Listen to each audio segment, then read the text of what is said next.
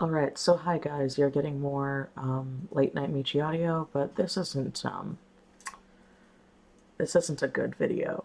This is actually a video I really didn't want to make, um, but I genuinely feel like if I don't make one and I just continue on with the convention series that I'm working on or other artworks or things like that, I'm just gonna feel weird about it. Now, if you're new to my channel, I don't normally sound like this, but I'm currently recording my audio at 3 in the morning, and because of that, I have to be quiet because my husband has to get up for work, and I live in an apartment, so there's only so much you can do. But also, hi, my name is Toys Disaster, Michi, Michelle, whatever. I make art topic videos, ramble, story times, blah, just about anything at this point. But um, something that I've always tried doing is talking about an issue, just an issue in general. It doesn't have to be art related, but I do like having my own artwork as the background stuff here. I also apologize for the extra breathiness than normal because I'm right next to my mic because I'm gotta be quiet. But yeah, with everything that's going on, I'm not comfortable just going on la di da as if nothing was happening because it very much is. Now, I'm gonna be talking about the lol cow stuff. Lol, lol, however you want to say it. I heard people getting really mad. I've literally only been on the website like twice in my entire life. I hate forum websites. Like I hate Reddit too. I only enjoy Reddit when I watch other people react to specific Reddit threads.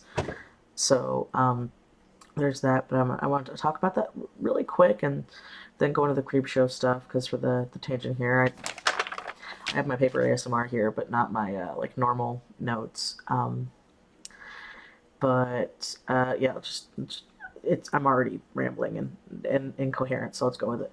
So with the lolcow stuff, I knew about it. It's kind of hard not to. It's kind of everywhere because CreepshowArt Shannon was a very big drama channel, and so with all this coming out, I openly will admit I was very much one of the people that was not surprised when the forum stuff came out because I've people have told me that I was on hate forums when, like, me as a poster, I'm not. Um, I, genuinely, I don't even know how to use those things. I really hate it. I mean that like wholeheartedly. I hate these kind of websites. But you know what? If it makes people get out their like most vile thoughts in like their own space, by all means. But I didn't let it bother me too much because the stuff that was said about me back in 2018. Now, I have no definitive proof that it was Creepshow, but I read posts about it where they were just such blatant lies. My friend Holly Brown even talked about it in like a live stream. She most talked about the Creepshow stuff because Creepshow brought up her a lot. But I remember, which I will go into a little later into this video. I don't generally know how long it's going to be, but when I talk about the Creep Show and the Emily Artful stuff, I'm going to bring up a couple of more things from the lol cow post that I saw of myself. Now, this is paraphrasing because I wasn't gonna really go look again for this, but I remember they were such blatant lies. Like back in 2018, my husband and I did have a public GoFundMe for our wedding. We did not hit our goal, but we did get about 2,000 and so dollars that did go to our wedding and our expenses, which we were very grateful for. There was a post saying that the chinchillas I bought before my YouTube got big, I used the GoFundMe money to buy my chinchillas. I did have two at the time. I now currently only have one. My chinchilla, Cheshire, passed away, sadly, Christmas of 2018. Yeah, no, you can easily go to my DA that I've had since like 2008, 2007, and you'd find photos of when I first got my chinchillas back there. But people don't want to do research on the internet. There was stuff like we were couch hopping with our friends, which wasn't a thing. We were like losers who didn't want to work, and so we lived off welfare. Again, none of that stuff. I've always been very transparent about, especially like that time of my life and everything. So I remember reading those posts and just being like these are just such lies. Like they like to me they were hilarious because they were such weird lies out there. And it wasn't just about me. There were like so many other artist people and people saying really vile stuff on that forum. The stuff about me I genuinely thought was kind of funny at the time because I was like, why would I use GoFundMe money for my wedding to buy chinchillas? Like that, it's so weird. It's like Holly and the Rat situation. It's one of those things like I read things and I'm like, that's just so wild that people like really want to go that above and beyond and paint someone in a way. But yeah, so because of that, yeah, I know the website exists. I know it's a trash website, but hey, if it makes people happy in a weird, sadistic way to go on a website and talk anonymously and make terrible rumors about people, you know what? Go ahead. Go to your section of the internet. That's fine. I'm gonna stay in mine. So that's all I know about the website. I watched a video recapping the Creepshow stuff, but with that, that's literally all I have to say about the lolcow stuff. Another big thing, at least for me, when it comes to like accepting hate, because I've had people ask me like, "Oh, a lot of your stuff usually seems positive, usually this," but it is, and I'm very grateful for that, you know. But when I do get hate, to me, when it's blatant stupid hate or naive hate, I don't know how else to say it.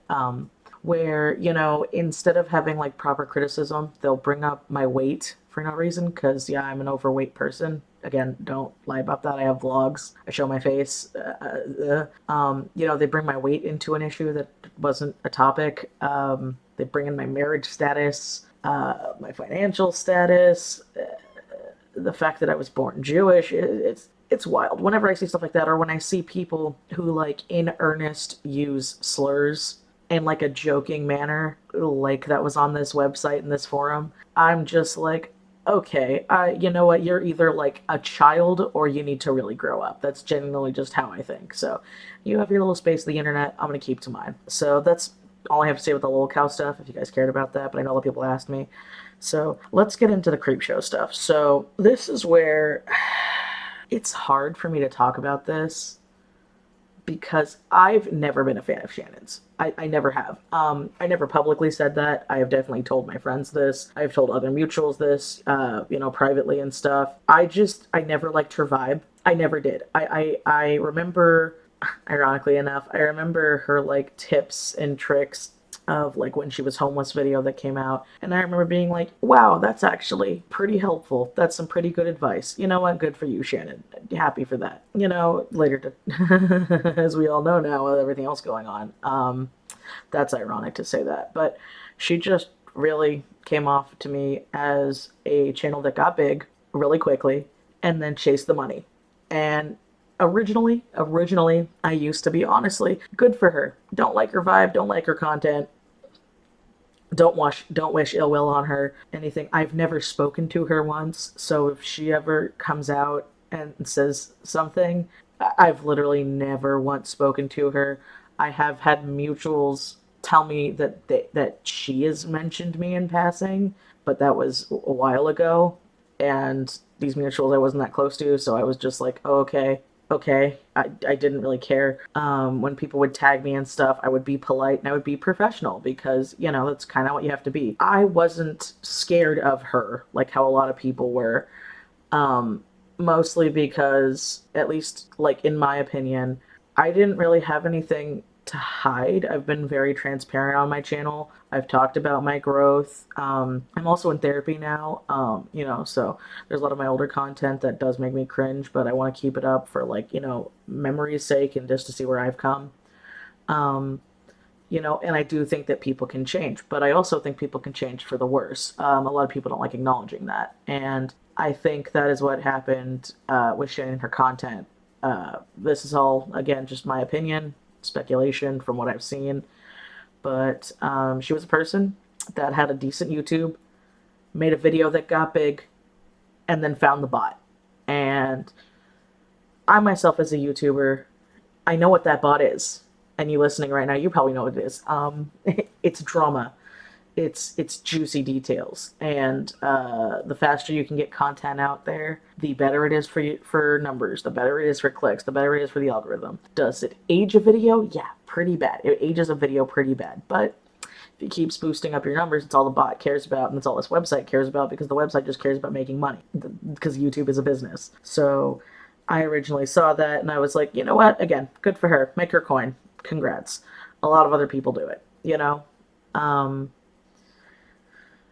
but when she started making videos about my friends, this is both with Holly Brown and Hopeless Peaches. When the Holly Brown, I hate having to even like talk about this. This is so old. The original stuff happening with her, with the tracing drama and junk, happened. I remember watching the internet just destroy my friend over something that really wasn't that big a deal. And I'm talking about the tracing thing, which she's admitted to, that professionals do, and even people like Lavender Town have done videos on stuff like that. But the people just really at the time had a I hate B word for my friend. And same thing with D'Angelo Wallace. D'Angelo, wow, totally spelled that. I said that wrong. D'Angelo Wallace's original video. Now I know he has come out recently and said he wouldn't have made that video now, and he's moved on with his content. He doesn't even do art topics and stuff.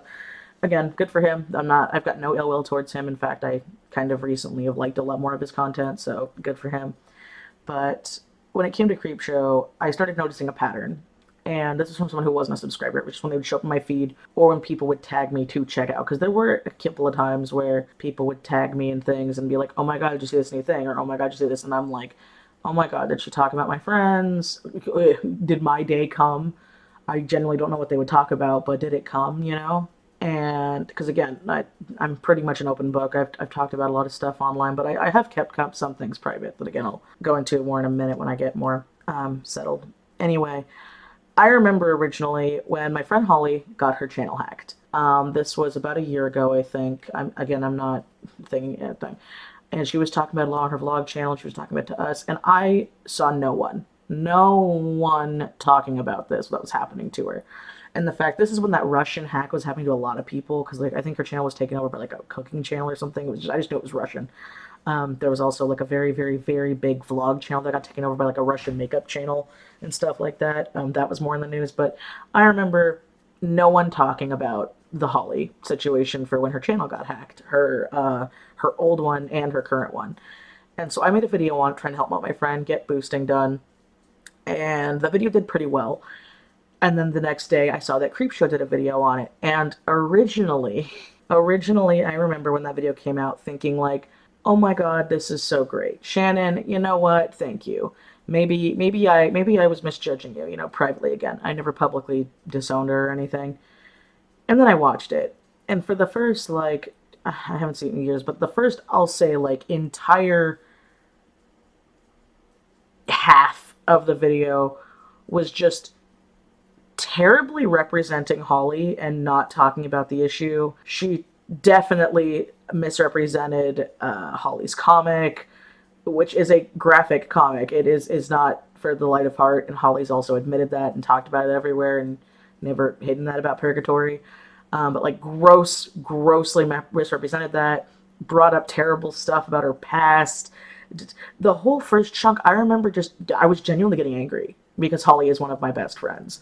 And being like, what is that? And I remember thinking, like, what does any of this have to do with her channel getting hacked? Like, literally, what does this have to do with her getting her channel hacked? And then towards the end, like, because it's a large chunk of the first start of the video, if you can still find it. I know she's been deleting views and stuff, but I just remember being so, like, bewildered that this person was trying to finger quote help by, like, literally lying, putting in just enough truth around the exaggeration that people who aren't going to do the research on their own are going to be like, oh, that sounds right.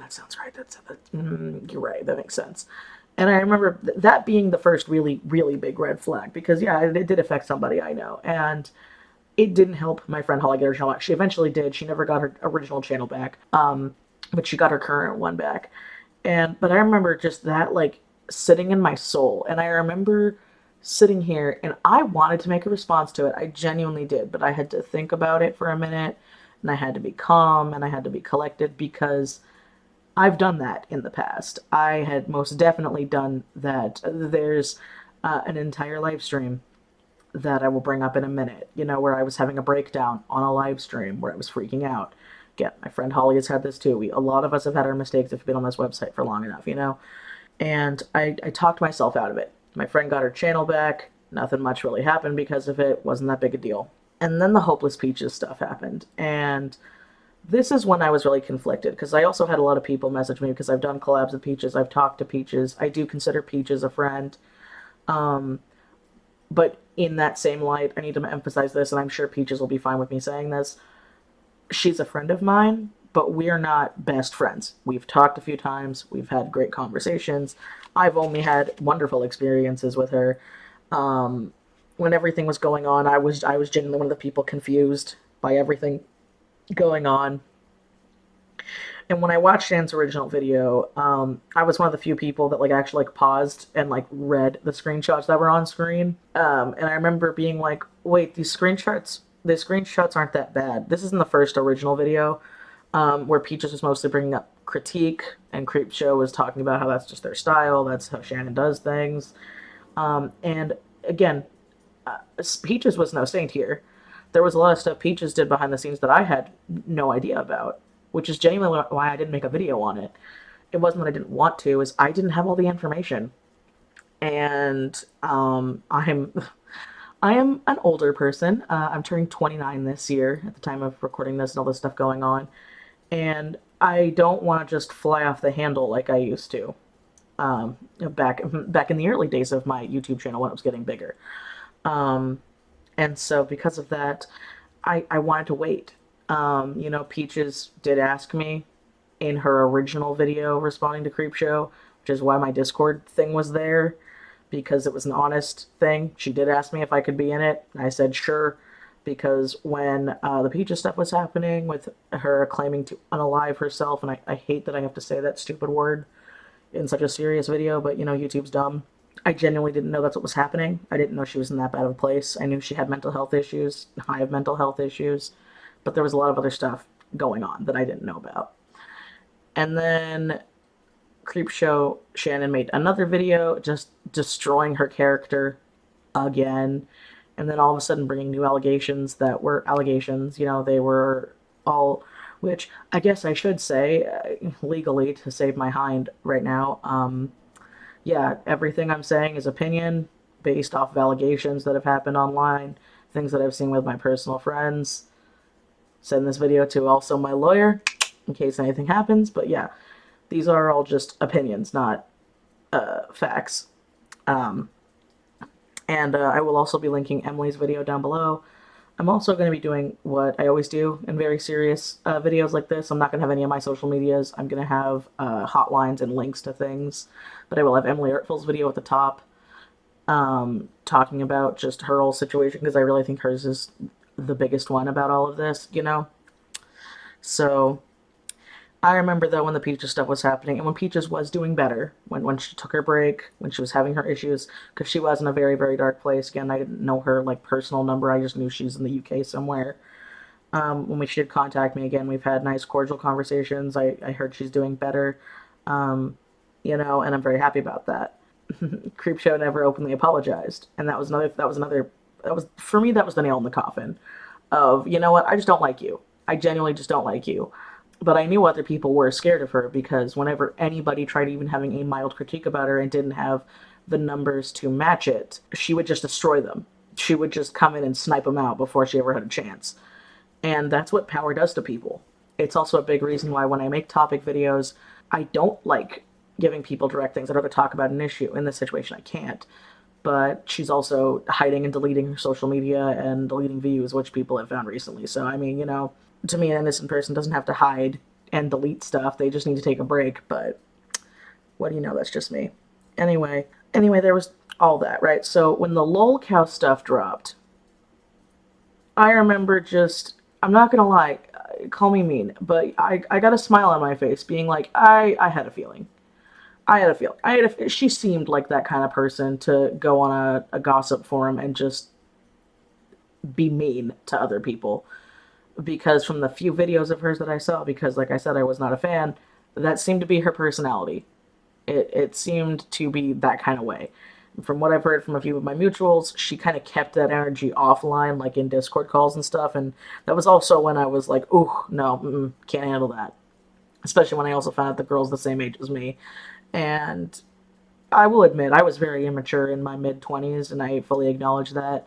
Um, but I'm past that phase. Um, and so, yeah, I just remember being like, wow, not surprised. I knew karma was going to come someday because karma always comes. I, however, this is where it gets more deep. I was in no way expecting the Emily Artful video. You might not know this because I don't talk about it a lot, but I've been an Emily Artful fan for years. I remember her sketchbook story times. I loved Emily's stuff. I noticed the dip in her content, but I also knew she's a mother, she has kids, she does other work. And so I didn't mind too much. But when she dropped her 2 hour video, which it's a rough video. If you cannot handle very sensitive topics, I would not watch it. I would watch highlights or other people talking about it because there's a lot. And I only took a couple of notes that I want to touch on from my own personal experience. Again, this isn't with Shannon, just as comparison, because I think it's kind of important. Is I genuinely feel terrible for Emily. This is also something I don't believe I've talked about publicly online. I know I definitely went into detail. I had a stalker. In no way, shape, or form, I technically had two, even remotely close to the stuff Emily went through. I'm not comparing myself to that at all, but I've had a stalker. I've had very traumatic stories happen to me when I was younger that I won't be talking about publicly online. I mentioned that before too. And you know what? Having a stalker is not fun. Again, it feels even gross me bringing up the fact that I had a stalker because of what Emily has been going through and the terrifying stuff she went through. But the stuff that I had made me scared to go on websites when I was young. I was in high school when this happened. I ended up having to move usernames. Fun, twisted fact. It's actually one of the reasons that I actually made the Twisted Disaster name. There were others. I wanted to have a new username and other things, but I was going through a lot with an online stalker, and then who, ironically enough, a year later I got a real life one. But again, all of these lasted less than a year. They all had. I was lucky enough to have closure, not legally because the legal system when it comes to stalking is BS. But I'm not here to talk about that. I know what it's like, and that's why I don't want to talk about it online. I'm just bringing it up here. But that fear and that anxiety is something that I don't know how else to explain, you know? And again, nowhere near what Emily went through, but it makes me so upset because there was a multitude of things that Emily brought up that just brought to light so much more of Shannon's personality. So many, at least to me, maybe you listening to, just so many more things just like clicked into place. It was drastic. The big one, which I'm going to bring up here, as well as my own experience, was the homeless thing. So I, like a lot of people, had assumed that Shannon was kicked out and living in her van and just trying to make do with a really bad situation. Now, back in 2018, if you guys are longtime fans, we're going back around that live stream breakdown that I was having. My husband and I were in a very, very toxic living situation. We were living with some family members that were very much mentally unstable at the time. Um, we were engaged. Our wedding date was set, and we were given less than 3 days notice to find a place to live. And I made a live stream that I do regret doing now because I was very upset. Just explaining everything on why I was going to be gone for a while and what was going on.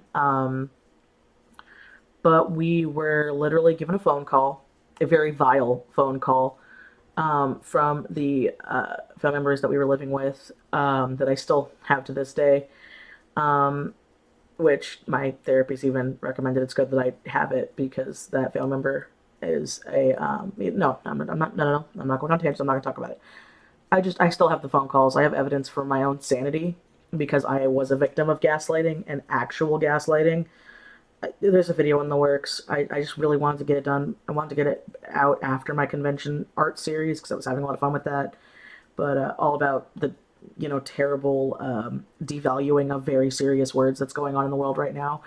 Yeah, and what a lot of people didn't know, and I'm talking about here, was yes, in the finger quote technical term, we were not homeless. We were without a home.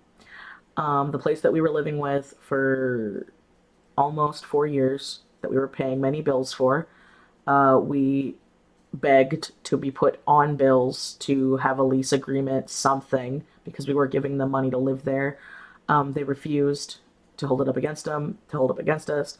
We later found out a big reason why they did that was because if they had that, then you can't just kick somebody out because then we would have had a case. But, thought you could trust family. A trick that I definitely learned for the future. And if you are renting with family or friends of any kind, get a lease agreement made. It's not that expensive. Go to a broker. Just do it. Trust me. You will. One nugget of advice I learned. So we were given a phone call. We were told we were not allowed to get back and get the rest of our stuff. And we didn't know what to do. We called multiple friends, sobbing, because especially at that time, almost none of our friends had their own places, or if they did, there was definitely no room. Our wedding was in less than a month, and my husband was just about to start a new job. It was by far the worst thing that ever happened because everything for the wedding had been paid for too. So we also felt terrible because we're like, wow, if we just didn't have a wedding, we might actually kind of be okay. And it literally was by the good graces of my husband's grandparents that they allowed us to live in their house and their back room until we were able to get on our feet. And this wasn't, though, without hours of tears and crying and calling other family members and being told it would take days. It would take a week or two. We don't know what to do. We're so sorry. Oh my God, I don't have the space. What are we going to do? We can give you money for a hotel. And it was one of the most terrifying experiences I had ever had. And to this day, I think the phone call with my husband's grandparents is something I'm probably never going to forget because they just kept apologizing to us because of what this family member had done, and how, like, of course we could stay and everything else. And we were so eternally grateful that we just had a roof over our head. But we didn't have a home, and to some people, to clarify, I do apologize if when I say that I was homeless, that upsets you because I wasn't actually living out of a car or living on the street. But I had never been in a situation like that before. I had never been told that I had less than 3 days. I had never been unable to gather my own belongings that I had before I was even with my husband. To the point where this is also something I've never publicly talked about online, but the day that we got our keys to the apartment that I am in right now was the day that we were allowed to go back to that property and gather our stuff. And because of what happened, it actually took well over a year of us not speaking to that family member and that family until they got help for what they did and what we did. It was very toxic and terrible, and it was something that I don't think I'm ever going to forget. Was just the rush and being watched as we had to pack up all of our belongings. And there are still boxes to this day, and I've lived in this apartment for almost 3 years, where I still have box that literally I just put random crap and a number on it because we just had to pack up stuff to go because it was the one day we had to get everything. And I still didn't get everything that was mine, and there's stuff that was stolen and lost and sold behind our backs. And that's all stuff I've never openly talked about online until now. And I bring that into light because finding out with what I went through, which again, I was lucky enough to have a roof. I was lucky enough to get my own things, even if it wasn't all of them. I have friends that were not as lucky. My own husband in his childhood had a situation where he was not as lucky. But it still messed with me a lot. So to find out from Emily that Creepshow and her husband chose to live in a van. They chose to do this because they wanted to save money on rent. Made me feel so sick to my core all of a sudden. Because I had originally liked her videos of being honest, but so I thought, her advice for people in terrible situations, because even though we were lucky enough to have a roof over our head, there were a lot of things wrong that I didn't talk about during that time, and I still not going to talk about now because that's my experiences. It wasn't a yay, happy, glorious. We're staying with my husband's grandparents. It was a very terrible time, and I'm very grateful to be out of it. And we won't ever be in that situation ever again. Seeing this, seeing all this stuff, seeing all the lies with everything else that's been going on is, to me, it really shows what money and corruption and power can do to somebody who's probably not all in all a good person to begin with. Or they were a person that was hurt when they were younger, or a person who didn't have power, and now they do. And I think that's also a big issue that a lot of people are not bringing, at least if they are, I haven't seen them in the videos that I've watched. But I think it's something where you see it a lot with a lot of YouTubers. That's why if you've noticed, a lot of people are like, oh my God, I can't believe this is all happening. Oh my God, I can't believe so and so's terrible, so and so's terrible, so and so's terrible. Money, corruption, and power corrupts almost anybody, especially if it's almost instantaneously. Which, again, if you go from a minimum wage part time job living in your car to suddenly you're making anywhere between, you know, 10 grand a month. This is a speculation just from her views and just how I know YouTube works.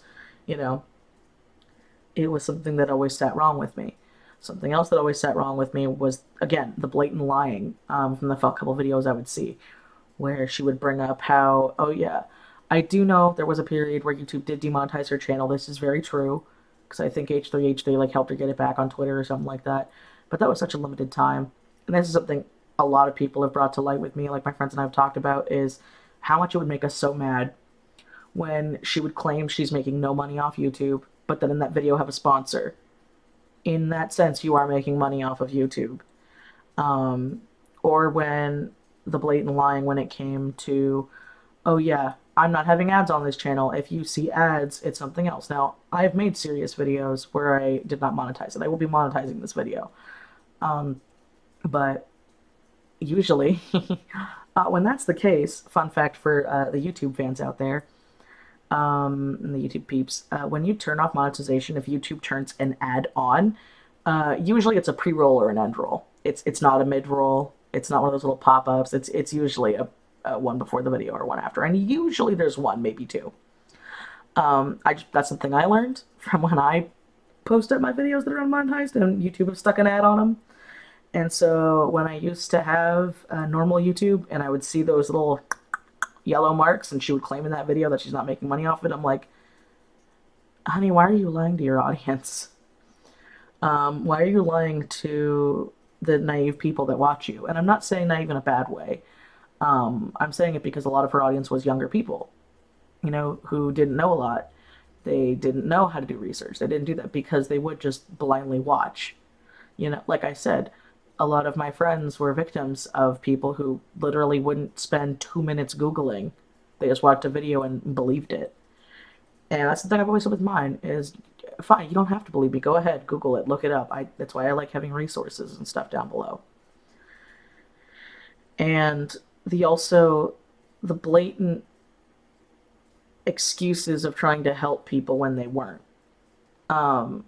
Another fun thing about YouTube that a lot of people who do YouTube know is, now this is a personal pet peeve, and I will acknowledge this, is when Shan would use other people's art in her videos.